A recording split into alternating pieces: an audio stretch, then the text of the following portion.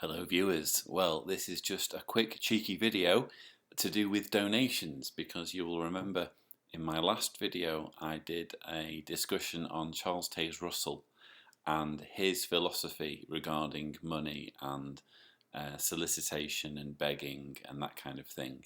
And basically Charles Taze Russell's philosophy was that if the minute the organisation needs to start asking for money, that's the time to close down printing of the Watchtower. It was all supposed to come as Jehovah, motivated people to give money. It was all supposed to be provided by Jehovah, so there was no need for for money to be asked for in any way. Now, when we contrast that with what the governing body's been doing on JW Broadcasting, with the May 2015 Stephen Lett asking for money, with the more recent Stephen Lett video where he's again asking for money, things are changing. And I was reminded of this very recently when I received a secretly filmed video from inside a it wasn't a circuit assembly, I think it was a special assembly day.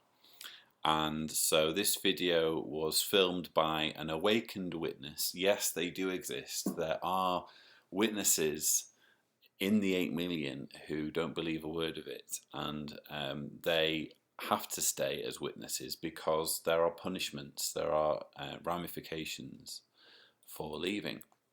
So anyway, this video was sent to me and it just triggered memories of my own confusion, of my own feelings of what's going on when I was at assembly halls and the accounts were read out.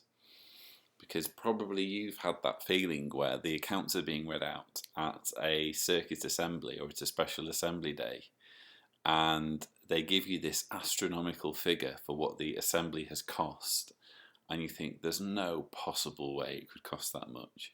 Now, before I go into it in much more detail, I'm just going to show you the video and then let you know what I think afterwards. And I'm going to put as captions some of the numbers that get mentioned, because the audio isn't that great, and in fact the audio cuts out at times, but you can hear just enough for them to make out what the numbers are. So I'll put the numbers as captions so you know what the numbers are that they're mentioning. And then after the video is finished, I will give you my thoughts. So at this time, we'd just like to inform you of our standing of the accounts for our circuit. Our last assembly, which was back in March, this is kind of combining the surpluses of both halves of A and B. We had $5,917.92. So hence, prior to making arrangements for this assembly, we had in the circuit account, monies on hand in the bank with the branch, $8,107.02. Now, with these funds available, the circuit elders have approved the following donations: $1,000 to the Worldwide Work, $1,000 to the Kingdom Hall and Assembly Hall Construction Worldwide, and $3,278.31, and that was contributed to help with the setup and opening of our new circuit overseer house in Keystone. So the total donations to be made out of those funds was $5,278.31. So the funds left over in the circuit amount to $2,828.71. So that's where we kind of start. In connection with this assembly, the expenses incurred so far have amounted to $15,688.49. And again, just to clarify that the reason that the expenses are so high is not just always for the upkeep of this building, which it is throughout the week as well, but a good portion of this is being contributed towards the assembly hall's construction and upkeep and Kingdom Halls Worldwide. So we appreciate the privilege of being able to do that. So again, that was $15,688.49. So contributions received so far at this assembly amount to $9,098.58. Therefore, at this point, we have a deficit for this assembly of $6,589.91. So we certainly want to take this opportunity to thank you for your contributions to assist in covering all the expenses incurred.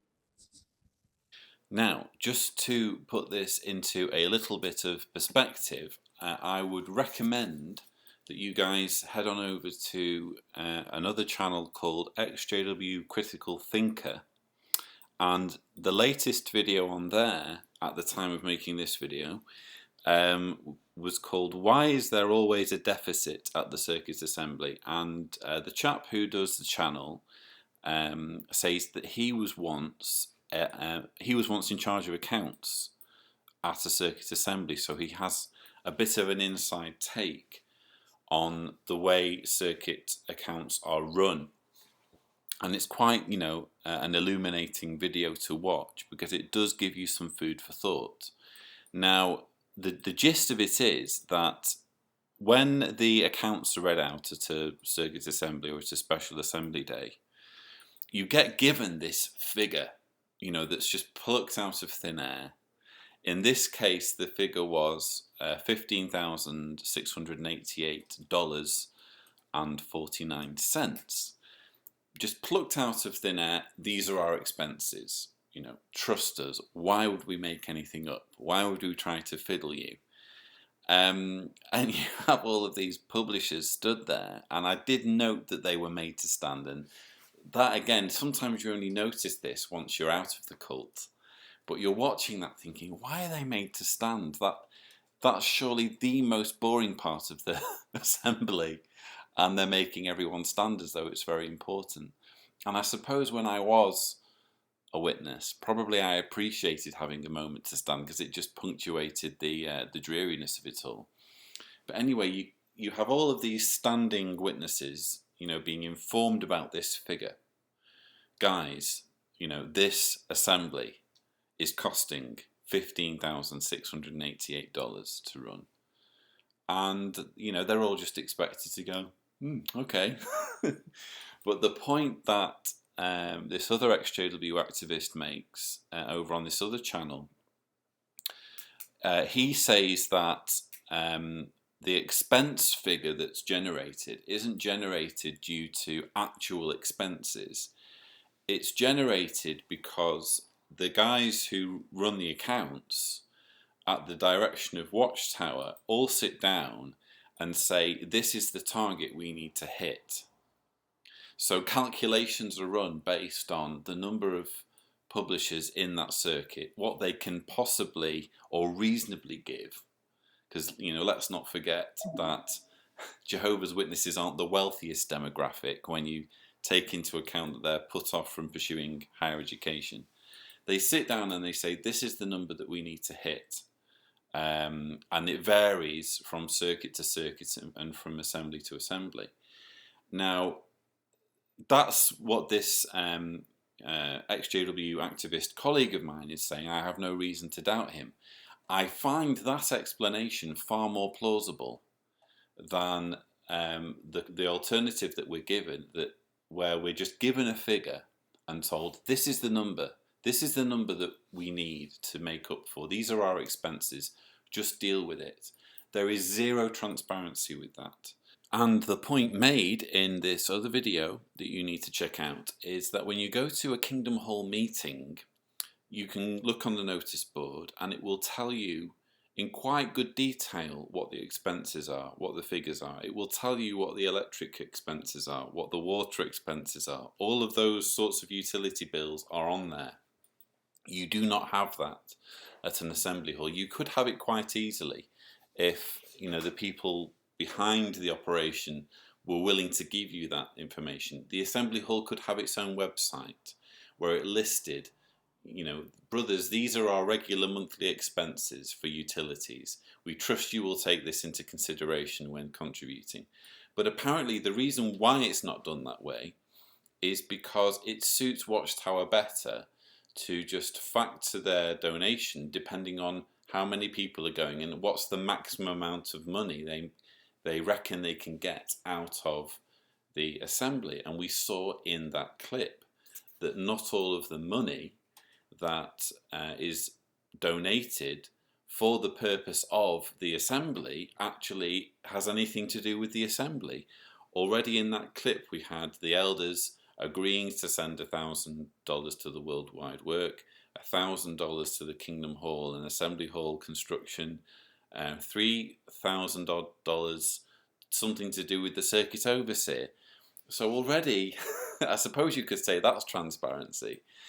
But already they're admitting that the money that is donated by brothers who want to support their assembly hall isn't actually going to the assembly hall. So I don't know.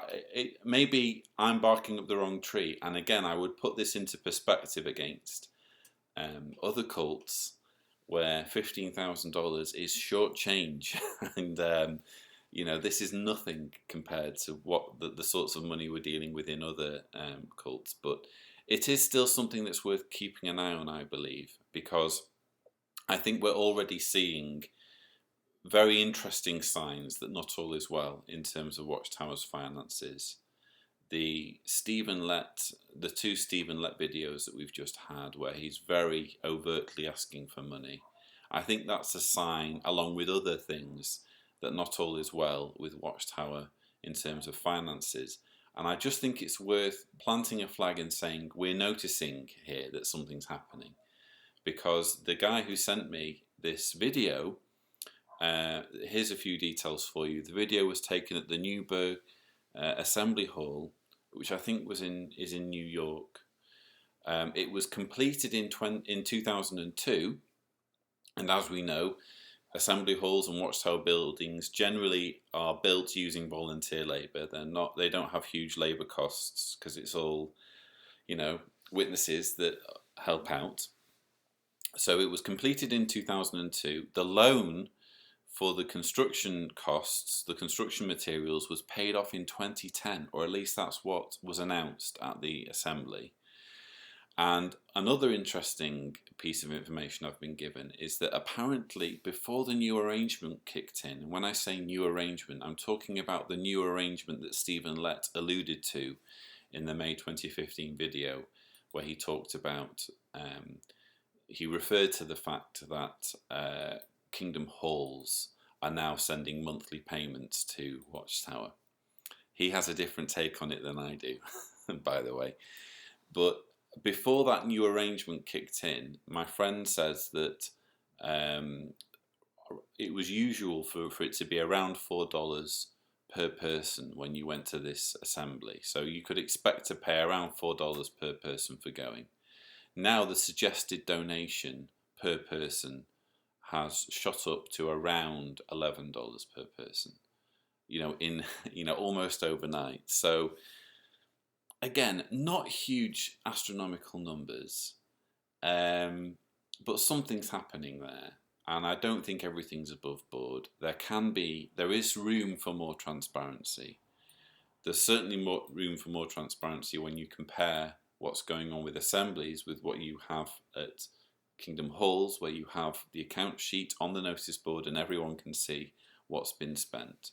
But assemblies, it does seem like, especially when you watch this other video that I'm recommending on the ExJW Critical Thinker channel, it does seem as though assemblies and conventions are being capitalized for the purpose of getting money in quickly, large sums of money in quickly. Maybe it does cost $15,500 for an already paid for assembly hall to run for one day. Who knows? Maybe I'm completely barking up the wrong tree. But I do find it interesting. I do think it's worthwhile keeping an eye on this. Let me know what you think, by the way. Let me know if you think I'm barking up the wrong tree, or whether we really are better off focusing our attentions in other areas. Because quite frankly, I struggle when it comes to dealing with being a watchdog for the financial affairs of the organisation. I'm just not built to deal with anything to do with accounting. I can deal with human stories and human issues like shunning and child abuse, that sort of thing. But my cerebral passages are not wired for coping with any form of kind of accounting. And I get emails saying, what do you think about hedge funds, and what do you think about investments, and that sort of thing. And I think there's definitely a story there, but it's not me I can't be the one who covers it. And I do think that it will become more of a story as things kind of progress and we start to see more desperation from Watchtower. I think that they will, whether they like it or not, have to be more open and more upfront about asking for money, even more than they already are being at the moment. So I hope this video is interesting for you. I am actually working on a video as we speak that I'm quite excited about. In fact, I think it's probably one of my most ambitious videos I've ever made. It's about child abuse. And I am basically bringing together all of the knowledge that we currently have about the problem of child abuse in Jehovah's Witnesses. Because let's face it, it's a fairly recent phenomenon. You know, even in other organisations as well. It's only really since the 1990s that we've really known anything about problems in institutional child abuse. So I'm kind of documenting what's been happening specifically since the Candace Conti verdict, and you know, trying to bring everything together into one neat package. You know, Candace Conti, Jose Lopez, the Royal Commission, Trey Bundy's excellent reporting, Karen Morgan, all of these different elements I'm hoping to bring together and explain them in some way so that ordinary Jehovah's Witnesses can understand what's going on, and even non-witnesses as well. I'm trying to keep them in mind as well in trying to break down this subject. So I'm hoping I'll have that video out before the end of this month, before the end of February. I'm really trying for that, but we shall see. And yes, I have watched the JW Broadcasting episode for this month. And yes, I did find it absolutely hilarious when the governing body helper started bringing out bread, or his waiters, his fake waiters started bringing out bread. Wow, I can't wait to get my teeth into that when I have a day or two to put the rebuttal video together. So I hope this video is interesting. Again, let me know in the comments what you think. Is this something that we need to look at more closely, or are we barking up the wrong tree? And again, thank you for watching.